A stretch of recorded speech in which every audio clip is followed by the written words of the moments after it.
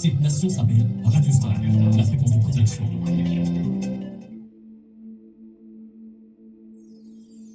Les bontés de l'Éternel ne sont pas épuisées. Ses compassions ne sont pas à leur terme, car elles se renouvellent chaque matin. Alors il est temps que tu t'élèves, Seigneur. Et papa.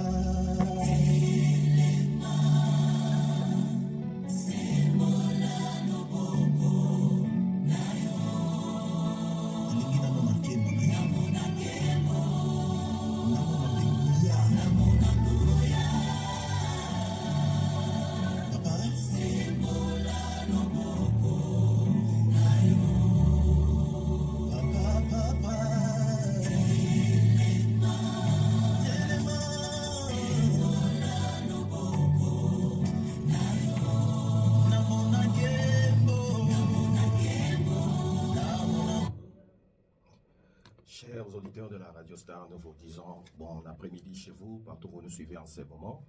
C'est l'heure de suivre votre émission, Le Temps de l'éclaircissement, une émission produite par l'Assemblée des Saints de Bukavu. Derrière le micro, c'est votre frère Hervé Ngabo, prédicateur de l'Évangile de Christ. Nous sommes accompagnés dans ce studio par le frère Aaron. Frère Aaron, bonjour. Bonjour. Nous disons encore que la paix du Seigneur soit avec vous, partout où vous nous suivez en ce moment. C'est l'heure de votre émission préférée. Nous sommes très heureux de vous savoir nombreux en ce moment avec vos postes radio pour suivre votre émission. Nous disons encore que la paix du Seigneur soit avec vous.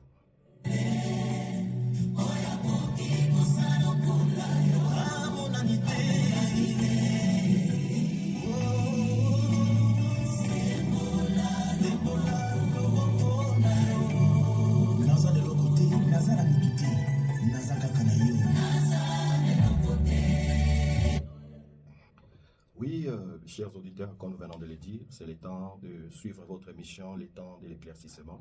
Une émission où nous vous apportons la parole de Dieu dans toute sa clarté, où nous apportons les précisions sur les Écritures.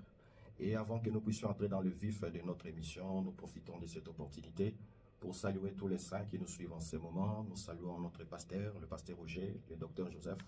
Nous saluons tous les bien-aimés qui nous suivent en ce moment. Nous saluons aussi tous les auditeurs qui nous suivent, même à partir des Calais. Nous recevons des réactions de nos auditeurs. Nous disons que Dieu vous bénisse. Comme vous le savez, bien-aimés, nous sommes en train de développer un sujet que nous avons nommé l'élevé du soleil. Et sans plus tarder, nous allons lire les Écritures. Nous allons lire notre texte de base que nous avons toujours exploité. Voilà, bien-aimés, nous sommes dans Exode chapitre 22. Nous lisons le verset 2 jusqu'au verset 3. Nous lisons au nom de Jésus-Christ. Si le voleur est surpris dérobant avec infraction, et qu'il soit frappé et meurt, on ne sera point coupable de meurtre envers lui. Mais si le soleil est levé, il sera coupable de meurtre envers lui. Il fera restitution, et s'il n'a rien, il sera vendu pour son vol. Voilà, bien aimé, le texte que nous sommes en train d'exploiter. Aujourd'hui, nous sommes à la deuxième semaine. Pour ceux qui nous suivent maintenant, nous disons ceci, que ce texte, c'est une des lois que Dieu avait donnée à Moïse. La loi disait ceci, que si tu mets la main sur un voleur pendant la nuit, tu le tueras sans miséricorde et tu ne seras pas tenu pour meurtrier, parce que le voleur a commis son forfait pendant la nuit. Mais la Bible dit ceci, si le soleil se lève, tu ne tueras plus le voleur. Pourquoi? Parce que le soleil s'est levé. C'est-à-dire le lever du soleil annonce la miséricorde. C'est comme si le soleil venait justifier ses voleurs. Les voleurs qui méritaient la mort pendant la nuit, mais lorsque le soleil se lève, il obtient miséricorde et il aura seulement l'obligation de retourner le bien qu'il a volé. Alors écoutez bien, nous sommes en train de répéter que la loi c'est l'ombre des choses à venir. sheria ni kivuli dont ya le mambo corps se yajayo, trouve en Christ. na mwili unakaa ndani ya Écoutez Kristo. bien aimé, Sikiliza il y a une mpendwa, pensée de Dieu kuna wazo ya Mungu qui te concerne, ambayo qui inakuhusu, était cachée dans cette ilikuwa écriture. inafichwa ndani ya andiko Et hili. nous avons montré au peuple de Dieu Tukaonyesha taifa la Mungu que le temps de la nuit, kwamba wakati wa c'est usiku le temps où nous voyons qu'il n'y a pas la ni miséricorde. wakati ambapo tunaona hakuna C'est le rehema, temps où la mort ni règne. wakati ambapo kifo Et nous avons kinatawala, présenté ça comme le temps de la loi, na tukaonyesha hayo kama ni wakati wa dans la sheria pensée prophétique. katika wadho ya Parce que unabii, dans la prophétie, katika unabii le temps de la loi wakati wa est sheria présenté aussi comme le temps de la nuit. inawakilisha kama wakati pia wa usiku. Pourquoi? Parce que c'est le temps où la mort régnait. Sababu gani? Sababu kifo ilikuwa Parce que c'est inatawala, le temps où il n'y avait pas le pardon du ni péché. wakati ambapo hapakuwa msamaha Et wa le dhambi. lever du soleil Na jua inapoamka est sasa présenté comme le temps de la grâce. inawakilishwa kama wakati wa neema. Pourquoi? Parce que nous voyons que la grâce est manifestée. Sababu tunaona kama neema C'est lui qui inaonekana. méritait la mort, Aliyetakiwa est auawe justifié par le soleil, anakuwa anahesabiwa et haki il na est jua, appelé à restituer le bien qu'il a volé. na anaitwa kurejesha mambo Qu'est-ce qui yaliyoiba. le justifie? Kitu gani kinamuongoza C'est le huyu? soleil. Ni jua. Or, nous t'avons montré ceci, Tulikuonesha que hivi le soleil véritable kama jua ya qui kweli nous apporte de la grâce, ambayo anatuletea neema c'est le Seigneur de gloire, ni Jésus Bwana wa Christ. utukufu Yesu Kristo. La Bible dit ceci, Inasema hivi dans Jean chapitre 1er, verset 17, katika Yohana sura yake la loi 17, a été donnée à Moïse, sheria imepewa kwa Musa, mais la grâce et la vérité sont venues par le Seigneur ila Jésus-Christ. neema na ukweli imekuja Or, kwa Yesu Jésus, Kristo. c'est lui le soleil. Sasa jua ni Yesu Kristo ndiye Sa jua. présence Uwepo wake nous justifie de la mort. inatutetea na Et kifo. quand le soleil se lève, Wakati jua inasimama, quand le Seigneur se lève dans ta vie, wakati Bwana anasimama maishani mwako, tu es appelé à manifester le fruit de la repentance. unaitwa kutoa tunda za Voilà toba. pourquoi tu vas remarquer Ndio kwa maana tutaenda que kugundua, lorsque le soleil se levait, wakati jua ilisimama, on ne tuait plus le coupable, hawakumua tena mais aliyefanya on lui kosa, demandait de restituer le bien qu'il a volé. lakini wanamuomba arudishe C'est là où vitu nous t'avons vyake. montré que ça parle de la Ni repentance. hapo ndipo tulisema hiyo ilikuwa inazungumzia toba. Écoutez bien aimé, Sikiliza cela mpendwa, nous a amené iko à ikatupeleka visiter Jassé kutembelea dans Zakayo Luc chapitre 19. katika Luka 19. Pendant notre émission du lundi, Wakati wa kipindi nous chetu cha siku ya t'avons kwanza, montré bien aimé kuonesha que mpendwa, quand Jésus est entré dans la maison de Jaché, wakati Yesu aliingia katika nyumba ya Zakayo, directement Jaché, mara hiyo ya sans qu'on Zakayo, puisse le pousser, bila il kumsukuma, a restitué les biens qu'il avait pris indûment. akarejesha vitu alivyovipata kwa Et bure. Jésus va lui dire, Na Yesu atamwambia, Jaché, Zakayo, le sali est entré dans ta maison. wokovu umeingia nyumbani Or, mwako. le sali qui est entré dans la Sasa maison de Jaché, wokovu ulioingia katika nyumba ya c'était Zakayo la présence du Seigneur Jésus. ilikuwa uwepo wa C'est-à-dire, Bwana Yesu personne ne Kristo. peut rencontrer le Seigneur Sema hakuna anaweza kutanana na et Bwana rester tel qu'il est. na abaki vile alivyo. La grâce, en réalité, Neema kwa ukweli c'est quand tu renonces au péché. ni wakati La unajitenga na grâce, ce dhambi. n'est pas un slogan, Ni kusema kwanza, neema si masemi, mais la grâce, c'est la vie. lakini La neema vie ni de la uzima, repentance. uzima wa C'est toba, changement de vie ni ubadilisho wa quand tu maisha. rencontres la lumière. Wakati unakutana Quand na le soleil jua, se lève là. wakati jua inasimama. Voilà, bien aimé, on ne saura pas répéter tout ce qu'on a dit le lundi. Mpendo atajua kurudia vyote Parce tulivyo- qu'aujourd'hui, nous avons une autre pensée, leo tunalo wazo lingine toujours pour amener le peuple de Dieu à la repentance. kuleta tu taifa la Mungu Parce que kwa vous toba. allez remarquer, bien Tena aimé, gundua mpendwa, dans Matthieu chapitre 19, katika Mathayo 19 Jésus a rencontré une autre personne. Yesu alikutana na mtu mwingine, C'était un jeune homme riche. alikuwa mtu tajiri. Quand cette personne a rencontré Jésus, Wakati ule mtu alikutana na elle a Yesu, demandé à Jésus qu'est-ce qu'elle pouvait faire pour avoir la vie éternelle. akauliza Yesu angelifanya nini ili awe na uzima. Jésus lui a dit, Yesu akamwambia, obéis à la loi. tii sheria. Le jeune homme a dit, Kijana akasema, j'oublie déjà la loi. mimi naheshimu Je sheria, respecte toute la loi. naheshimu sheria. Alors yote. Jésus va lui dire, Yesu atamwambia, va et sasa, vends maintenant tous les biens que tu as. alafu nenda na ukauzishe vitu vyako Vends-les vyote aux ulivyo pauvres. navyo, na ukavipatie La maskini. Bible dit ceci, Biblia inasema hivi, comme c'est riche, vile ule avait tajiri beaucoup de biens, alikuwa na mali nyingi, il a vu les royaumes, akaona ufalme, il a vu sa richesse, akaona utajiri il a wake, préféré garder sa richesse. akapendelea alinde utajiri wake. Lorsqu'il garda sa richesse, Wakati alibakia na utajiri wake, Jésus va dire, Yesu atasema hivi, il est difficile à un riche asema ni vigumu kwamba tajiri d'entrer dans les royaumes, aingie ndani ya mais ufalme, c'est plus facile lakini ni rahisi à un sana chameau kwa ngamia d'entrer dans le trou d'un aiguille. kupita katika tundu la shindano. Nous avons expliqué ceci. Tukafasiria Dans hivi. la prophétie, Katika unabii, l'homme riche mtu tajiri représente Israël. anawakilisha Israël Israeli. avait sa richesse. Israeli ilikuwa na utajiri C'était la wake. loi que Moïse leur avait Ilikuwa donnée. sheria Musa Quand aliwapatia. Jésus est venu, Wakati Yesu quand alitoka, il est venu chez les siens, wakati alikuja kwa walio les wake, siens ne l'ont pas wale reçu. wake hawakumpotea. Or, Jésus est hawakumpokea. venu avec la grâce. Yesu alikuja na neema, Israël a préféré garder sa richesse, ila Israeli akatamani alinde utajiri qui wake est la loi. ambao ni sheria. Alors, bien aimé, Na sasa mpendwa, la loi, sheria, il n'y a pas le pardon du péché, hapana msamaha wa il n'y dhambi, a pas la vie. hapana C'est uzima. ici que nous disons, Ni hapa ndipo et tunasema aujourd'hui, leo la vie uzima n'est pas en Israël. sio tena huko Israeli. Que Dieu te bénisse. Mungu akubariki. Est-ce qu'on est ensemble, Tuko chers pamoja, auditeurs? Il wasikilizaji n'est plus wetu. question d'aller à Jérusalem Haitakiwa tena uende Yerusalemu pour aller voir le mur de ili lamentation, uende uone ya Lamentations, pour chercher à tout prix d'entrer dans les tombeaux de Jésus, ama utafute kuingia katika kaburi la ou Yesu, pour aller récupérer la cabale des Juifs. Non. ama uende kama kabla ya Il n'y a plus plus la vie là-bas. hakuna tena uzima Et je huko. vais t'informer bien aimé Kwanza que la nation de Dieu, kwamba taifa la Mungu aujourd'hui ce n'est même plus Israël. leo si tena La Israeli. nation de Dieu, Taifa la Mungu c'est l'Église. ni kanisa. Actes chapitre 15, verset 14. Kutoka sura yake ya 15. Pierre est en train de dire, Dieu a jeté son regard Paulo anasema Yesu ametupa uso wake parmi les nations ndani ya mataifa pour en tirer un peuple ili akamate qui kizazi porte son nom. ambayo itabeba jina lake. Aujourd'hui, Sema leo la nation de Dieu, taifa la Mungu c'est ni l'Église. kanisa.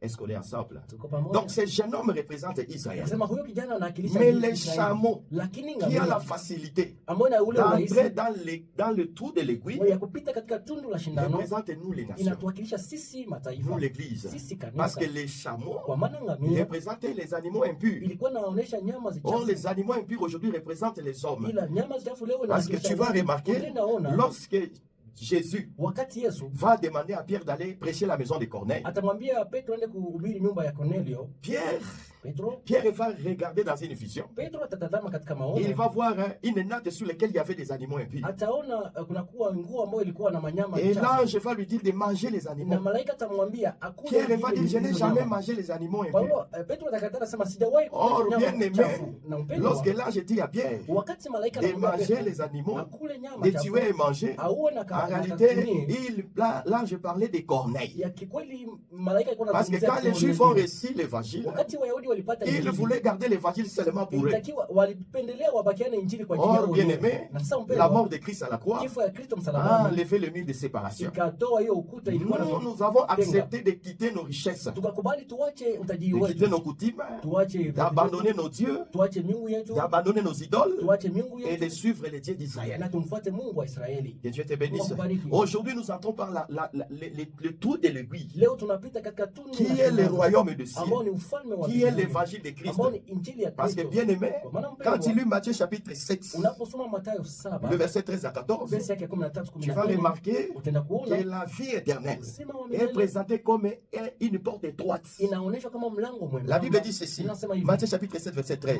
Mathayo 7:13, Entrez par la porte étroite, ingieni katika mlango mwembamba, car large est la porte spacieuse kama na mlango mpana et le chemin qui mène à la perdition. inapeleka katika kupotea. Il y en a beaucoup qui entrent par là, Pana watu wengi wanaopitia katika njia mais hii, étroite, lakini et mwembamba la porte est resserrée, ni njia ambayo ni et nyembamba, le chemin qui mène à la vie, njia ambayo inabeba katika il y uzima. en a peu qui entrent par Ni là. wadogo ndio wanapita Donc tu huko. vois que la vie Utaona éternelle kama uzima wa est milele présentée comme le trou de l'aiguille, inaonyesha kama tundu ya une shindano, porte étroite. kama mlango mwembamba, Donc pour entrer dans cette porte, na kupitia ule mlango il mwembamba faut renoncer à ta richesse. inabidi kujitenga na utajiri. Notre richesse aujourd'hui, Utajiri wetu kwa leo c'est notre ancienne vie. ni maisha yetu ya Lorsque tu zamani. lis Philippiens chapitre 3, Unaposoma Wafilipi le verset 7 à 8, verse yake ya tu 7 vas hadi remarquer, 8, bien aimé, utaona mpendwa, que Paul est en train de comparer son ancienne vie Paulo anaonesha maisha yake ya zamani comme un gain, kama ilikuwa ni comme faida, une richesse. kama utajiri. Mais lorsqu'il a rencontré le Seigneur, Lakini alipokutana na Bwana, lorsqu'il a rencontré la connaissance de Christ, wakati alipokutana na ujuzi wa Kristo, lorsqu'il a rencontré le soleil, wakati alikutana na jua, lorsque la lumière s'est levée dans sa vie, wakati jua iliinuka maisha yake, bien,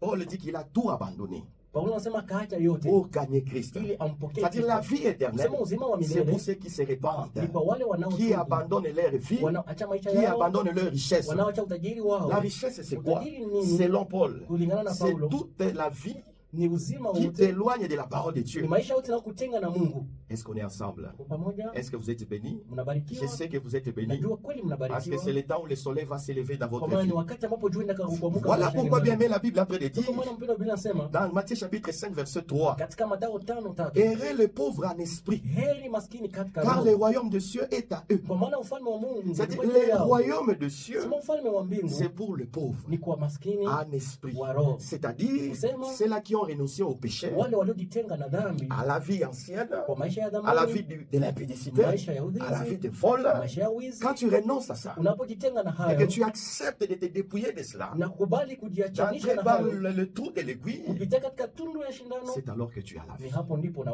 C'est uzima. quand le soleil s'élève dans ta vie. Wakati ni hapo ndipo jua inainuka maishani mwako. Que la paix du Seigneur soit avec vous. Amani ya Mungu iko nanyi. Bien-aimés, Mpendwa, nous sommes en train de t'annoncer tuko tunakuambia, un évangile tuko tunakubiri qui ne Injili te montre montre pas seulement le matériel, isiyokuonyesha tu vitu vya mais kimwili, un évangile lakini injili qui ambayo te dit ceci. inakwambia hivi, Pour entrer dans la vie ili éternelle, uingie katika uzima wa tu dois milele, accepter de te dépouiller de ta richesse. inabidi ukubali kujitenga na utajiri Comme wako, Lazare, kama vile quand il a Lazaro rencontré la lumière, alikutana na quand nuru. Jésus est entré dans sa maison, Wakati Yesu anaingia maishani mwake, Lazare s'est dépouillé de tout ce qu'il avait pris indûment, akaacha yote alivyokuwa nayo sans la repentance, bila toba, sans l'abandon de l'ancienne vie. bila kujitenga na maisha mabaya, Tu ne verras pas la vie éternelle. au tuna uzima wa milele. Que Dieu te bénisse. Wakubariki. Remarque bien aimé, Kama mpendwa, nous allons lire une petite écriture tutasoma andiko qui va venir encore appuyer ce que nous venons de dire. itategemeza mambo ambayo tuna Écoutez, la Bible dit ceci. Biblia inasema Dans Cantique des Cantiques, katika wimbo ulio bora, Cantique des Cantiques chapitre 1er, wimbo ulio bora sura ya le kwanza, verset 5, je lis verse ya 5 nasoma, au nom de Jésus. nasoma jina la Yesu.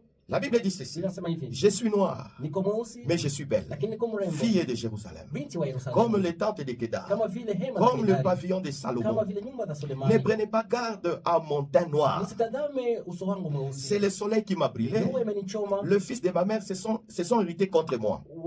vijana wa baba yangu Et wamenichekea, ils m'ont fait gardienne de vigne. wakanifanya mlinzi Mais ma wa vigne à mganda moi, yao. Ila mganda wangu Je ne l'ai pas gardé. sikuulinda. Écoutez bien aimé, Tazama mpendwa, le livre des Cantiques des Cantiques, kitabu cha wimbo ulio c'est bora un livre ni kitabu dans lequel le Seigneur a caché beaucoup de choses ambapo merveilleuses. Mungu amelinda vitu vizuri Ici, sana. il s'agit de Salomon Hapa ni qui Sulemani est en train de parler à sa bien-aimée. iko nazungumzia mpendwa Le wake, livre des Cantiques des Cantiques. wimbo ulio bora. Mais remarque ici, Tazama ici mpendwa, c'est la bien-aimée de Salomon, huyu ni mpendwa wa Sulemani, ndio anaanza la kuzungumza, Sunamite. anaitwa Sulemani. Elle est en train de faire voir sa beauté. Iko naonesha urembo Elle wake, dit ceci, anasema hivi, je suis noir, anasema niko mais je mweusi suis belle. ila niko mrembo. Elle dit ceci, Anasema hivi, ne tenez pas compte de mon teint noir, asema usijali na nyuso yangu car nyeusi, c'est le soleil qui m'a brûlé. sababu ni jua ndio imenichoma. Ici, la Sunamite, Hapa Msunemu elle est en train de vanter sa beauté. iko na tapa urembo Sa wake, beauté, c'est quoi? urembo wake C'est ni son teint noir. ni sura yake nyeusi. C'est-à-dire, avant, elle n'avait pas cet teint. Kusema hakuwa na hiyo rangi Parce mbele. qu'elle dit ceci, Anasema hivi, c'est quand elle a rencontré le soleil wakati alikutana na jua, que son teint a changé,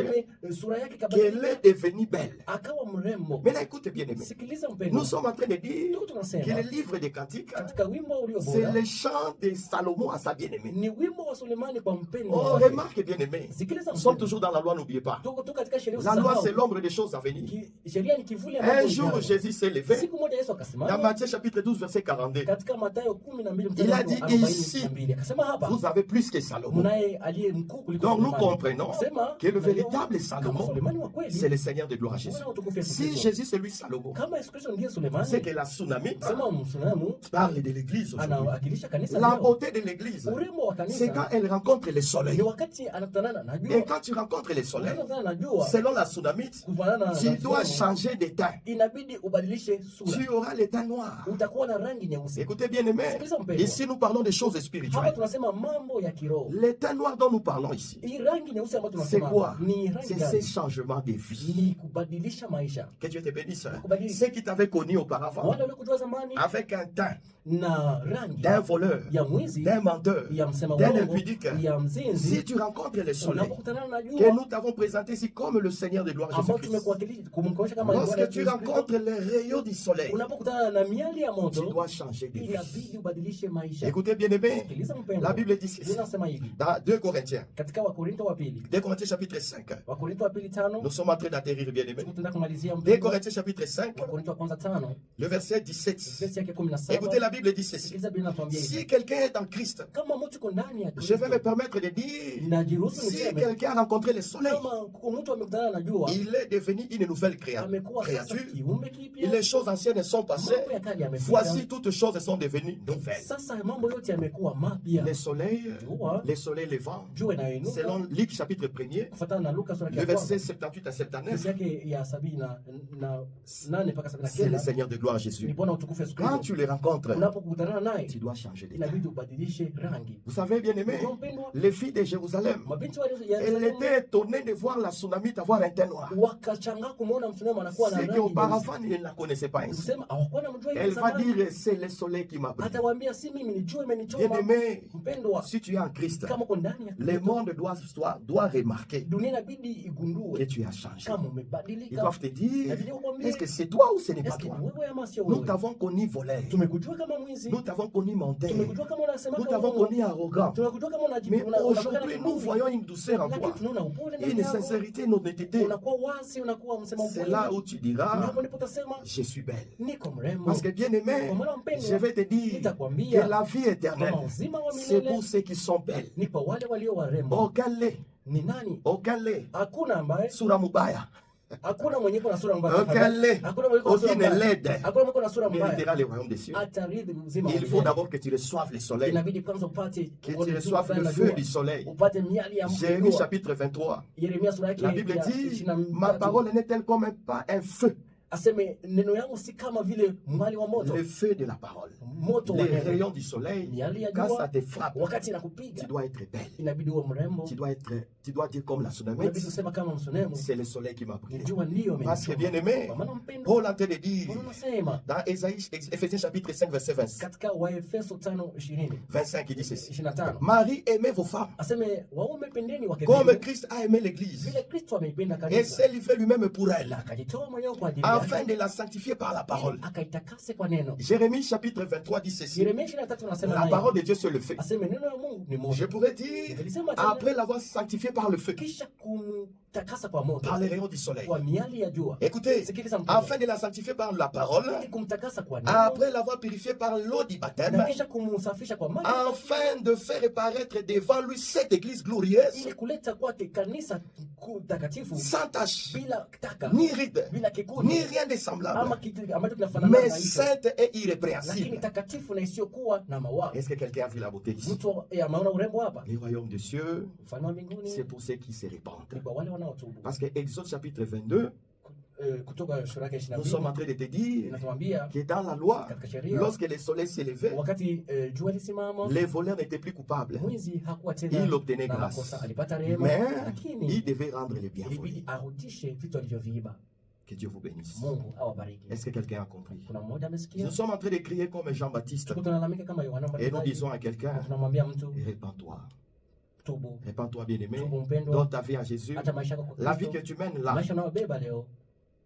la Bible dit ceci, Tunasema que le salaire du péché, asema mshahara wa c'est la dhambi mort. ni mauti, Mais la vie, lakini uzima c'est dans le Seigneur ni Jésus-Christ. katika Yesu Kristo. Ce que je suis en train de faire maintenant, Kitu niko nafanya muda je suis en huu, train d'apporter la lumière du soleil dans ta vie, niko naleta nuru ya jua afin maisha que mwako, tout ce qui bloque ta ili vie, vyote vinavyofunga tout maisha le péché yako, qui bloque ta vie, dhambi yote inafunga maisha yako, puisse te libérer. ikuachilie. Bien-aimé, c'est rare. Mpendwa, haiwezekani C'est rare, bien-aimé, hautakutana aujourd'hui, leo d'écouter ce genre de message. kusikia ujumbe kama na La hizi. plupart des gens passent à la radio Baadhi ya watu wengine wanapita pour kwenye redio promettre la bénédiction, kwa ajili ya pour kuahidi promettre baraka, des voyages, kwa ajili ya pour kuahidi lancer des prophéties. kupana unabii. Le Seigneur est en train de dire, Bwana à anasema quoi servira-t-il à un homme itakuwaje kwa de mtu gagner le monde apate dunia et de nzima perdre sa vie? lakini apoteze Bien-aimé, nafsi nous yake. savons que le Seigneur bénit. Mpendwa, tunajua kama Mungu anabariki. Mais la Bible dit ceci, Lakini Biblia c'est inasema lui qui se détourne, yule ambaye qui anahepa détourne son oreille anafanya sikio yake pour ne pas écouter la loi de Dieu. isikie sheria ya Mungu, Tous les sacrifices qu'il fera kila sadaka atafanya sera une abomination. itakuwa kama vile abomination. Est-ce qu'on est ensemble, bien-aimés? Tuko pamoja, Nous sommes là, bien-aimés, tuko hapo mpendwa, pour vous assister. kwa ajili ya Si vous kuwasindikiza. avez été touché par le message, Kama umeshikwa na haya vous mafundisho, devez nous contacter. utatuita. Contactez-nous, bien-aimés. Tuite wapendwa, Le péché, c'est toute une charge. dhambi ni mzigo mkuu, Et s'il n'y a personne pour te décharger de cela, na kama kuna mtu wa kukutosha hiyo tu ne mzigo, sauras pas t'en sortir. hautajitoa.